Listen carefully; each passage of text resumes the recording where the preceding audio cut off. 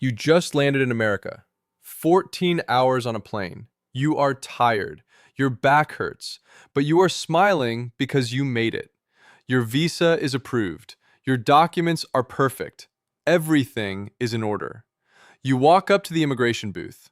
The officer scans your passport, looks at the screen, looks at you, and then he says the words that make your heart stop. Step aside, please. Secondary inspection. Two officers walk you to a small gray room. No windows, one table, two chairs. They take your bags, they open your suitcase, and then one officer holds out his hand and says, "Unlock your phone and give it to me." You hesitate. "Is there a problem, sir?" "Just unlock your phone." You think, "What is on my phone?" "Nothing bad. Just messages, photos, WhatsApp chats with family." So you unlock it, you hand it over. The officer starts scrolling. 10 minutes later, he looks up. "You told us you were coming as a tourist, but this message to your cousin says you are excited to start working next week. Care to explain?" Your blood goes cold. It was a joke, a figure of speech. You meant helping at a family party. But the officer does not see a joke. He sees fraud. 30 minutes later, your visa is canceled. Your passport is stamped, entry denied, and you are escorted back onto a plane. Going home. 14 hours of flying, thousands of dollars on tickets, months of visa preparation gone because of one text message. This is happening right now, every single day to real people. But by the end of this video, you will know exactly what they are looking for on your phone and how to protect yourself before you ever board that plane. Let me explain what is really happening here. There is a new level of scrutiny at American borders. Officers are no longer just checking your documents, they are checking your digital life. Your phone, your laptop, your tablet, your social media accounts, your messages, your photos, your emails, everything. And most travelers have no idea this is coming. Here are the traps. Trap number 1, the friendly request. The officer does not demand your phone aggressively. He asks politely, "Would you mind unlocking your phone so we can take a quick look?" It sounds optional. It sounds like you have a choice. But here's the truth. At the border, you have very limited rights. If you refuse, they can deny your entry. They can hold you for hours. They can cancel your visa. So, most people just hand it over without understanding what happens next. Trap number 2, the message that proves your real intent. You came on a tourist visa. You told them you were visiting family for 2 weeks. But somewhere in your phone, there is a message that says, "I cannot wait to start my new life there. My cousin said he can get me some work. I am thinking of staying longer if I like it." To you, these are casual words, excitement, daydreaming. To the officer, these are evidence of immigrant intent on a non-immigrant visa. One message, entry denied. Trap number 3, old photos and screenshots. Maybe 6 months ago, someone sent you a meme about working illegally in America. Maybe you screenshot a job posting because you were curious.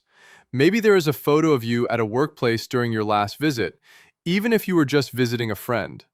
Officers scroll back months or even years in your phone. That old photo, that forgotten screenshot, that joke your friend sent, it can all be used against you. Trap number 4, social media history. They check your Facebook, your Instagram, your WhatsApp status, your TikTok. Did you ever post about wanting to move to America? Did you comment on someone's post saying, "I wish I could stay there forever"? Did you follow accounts about finding jobs in the USA? They see patterns, they build a story, and that story might not be the truth, but it is the story they believe. Trap number 5, the consent trick.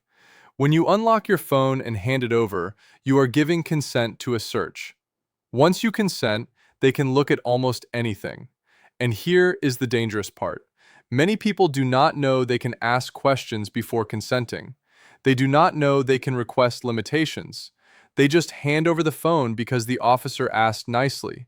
That is the trap. Now, let me give you the legal shield. Here is what the law actually says. The border search exception. Inside the United States, the Fourth Amendment protects you from unreasonable searches. Police usually need a warrant. But at the border, different rules. There is something called the border search exception. It gives CBP officers the legal authority to search your belongings, including electronics, without a warrant. This is real. This is legal. This is not a violation of your rights. However, there are limits. Basic search versus advanced search. CBP policy divides phone searches into two types. 1. Basic search. Officer scrolls through your phone manually. No special tools. They can do this without any suspicion. 2. Advanced search. They connect your phone to a computer. They download your data. They use forensic software. This requires reasonable suspicion that you violated a law. Most travelers face basic searches. But even a basic search can find that one message that destroys your entry. Your limited rights at the border. You do have some rights. You can ask if the search is mandatory. You can ask to speak with a supervisor. You can ask them to document what they searched. You can stay silent about interpreting your messages. But here is the hard truth. If you refuse to unlock your phone, they can deny your entry. They cannot arrest you just for refusing, but they can send you home. For U.S. citizens, they must let you enter eventually, but they can hold your device for days or weeks. For visa holders, refusal often means your trip is over. Okay, here is your action plan. This is how you protect yourself before you ever get on that plane. Step 1. Clean your phone before you travel. This is the most important step. Before your trip, go through WhatsApp messages, text messages, emails, photos and screenshots, social media DMs, Notes app, downloaded documents. Delete anything that could be misinterpreted. Not because you are hiding something illegal, but because context is lost on a screen. A joke looks like a plan.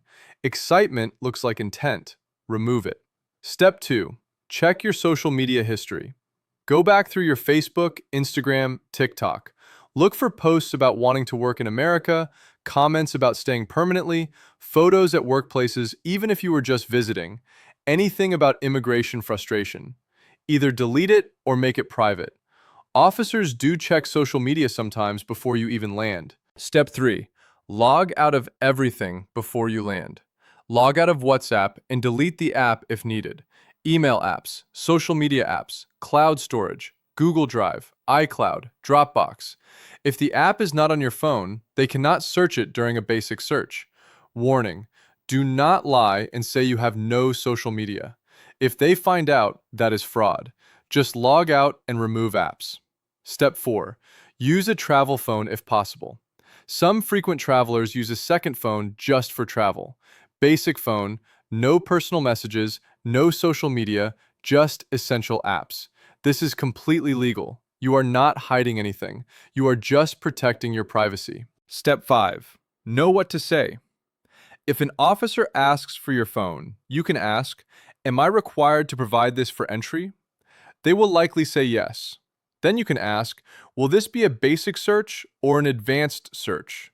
This shows you know your rights without being aggressive. If they find a message and ask you to explain, stay calm. Say, "I understand how that message might look, but I can explain the context.